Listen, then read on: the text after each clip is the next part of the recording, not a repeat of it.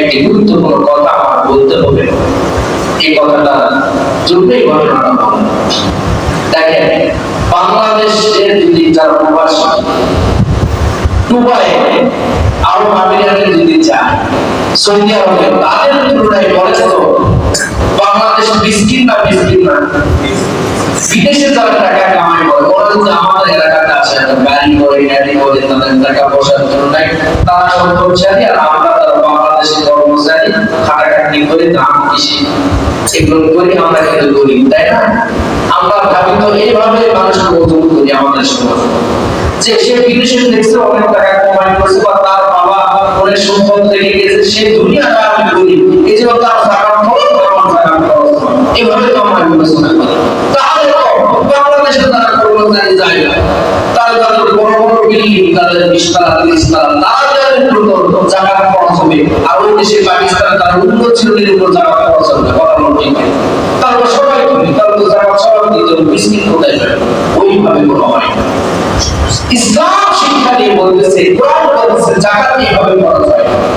যাকাত খরচ হয় সারা বছর থেকে, দিন শেষে কোনো মুসলিম নারী, কোনো মহিলার কাছে বা কোনো পুরুষের কাছে কমপক্ষে বর্তমান জামানায় 50 থেকে 70,000 টাকা তার কাছে জমা থাকবে, তার জমার মাল থাকবে, সম্পদের এই পরিমাণ টাকা মাল থাকবে, তার উপর যাকাত খরচ। চিল্লায় বলে সুবহানাল্লাহ।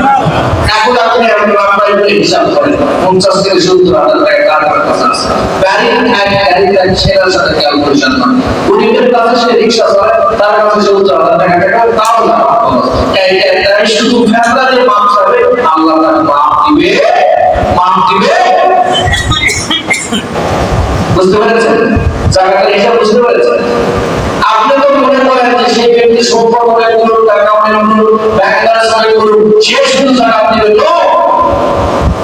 এক বছর শেষে একজন গরিব, একজন ভিক্ষুক যদি কত বছর ভিক্ষা করেছে, এই বছর তার ভিক্ষা করা লাগে 70,000 টাকা আছে, ঈদের ঠিক আগে তাকেও জাকাত দিতে হবে। কথা বুঝতে পেরেছেন?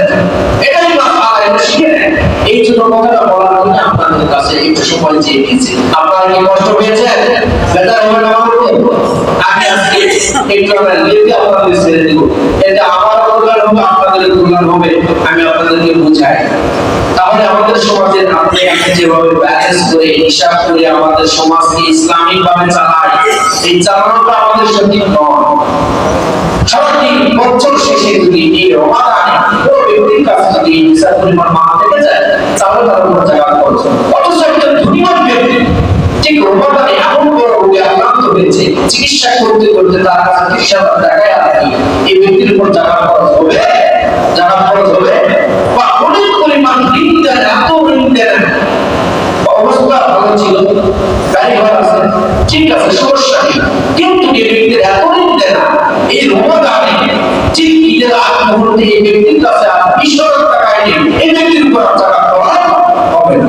অথচ দরিদ্র লোক কেটে খায়, চায় খায়, কিন্তু এই 25 সালের রমাদানে তার কাছে 70-80,000 টাকা ঠিক আছে, এই ব্যক্তির উপর জাকাত খরচ। আপনাদের মা বোনদের কাছে ধরেন 1 কোটি সোনা, 52 ভরি রূপার সমপরিমাণ টাকা যে ব্যক্তির কাছে থাকবে, পুরুষে হোক নারী, এই সমপরিমাণ সোনা হোক, রূপা হোক, মাল হোক, তার উপর জাকাত খরচ। বুঝতে পেরেছেন? Master clear. এখন এই বছরের জন্য রমাদানে আমাদের 25 সালে বেতন নিয়োগ হয়েছে কত? 100 টাকা। কত বলে? রমাদানের জন্য কত? 100। টাকার জন্য 115। কত? টাকার জন্য 115। আর আমাদের রমাদানে 2 কেজি আটার উপর কিয়াস করে আমাদের 100 টাকা বেচা আমাদের নির্ধারিত হয়েছে। আমরা ইনশাআল্লাহ আমরা যদি জায়গা এটা সঠিকভাবে সুন্দরভাবে যদি এই রমাদানে আমরা আদায় করি, বা ঈদের আগে একটু সিমা, একটু চিনি, একটু গুড়, একটু খেজুর, একটু গরিবের বাসায় দিলাম, মসজিদ মাদ্রাসায় দিলাম, গরিব মিসকিনদেরকে দিলাম, এগুলো কাজ করে যদি 25 সালে রমাদানটা পার করতে পারি, তাহলে হলো মানব কল্যাণে রমজানে আল্লাহকে গিফট দেওয়া। জিল্লাহ আল্লাহ ধরে নিয়ে আপনি গিফট দিয়েছেন, আপনার দৃষ্টি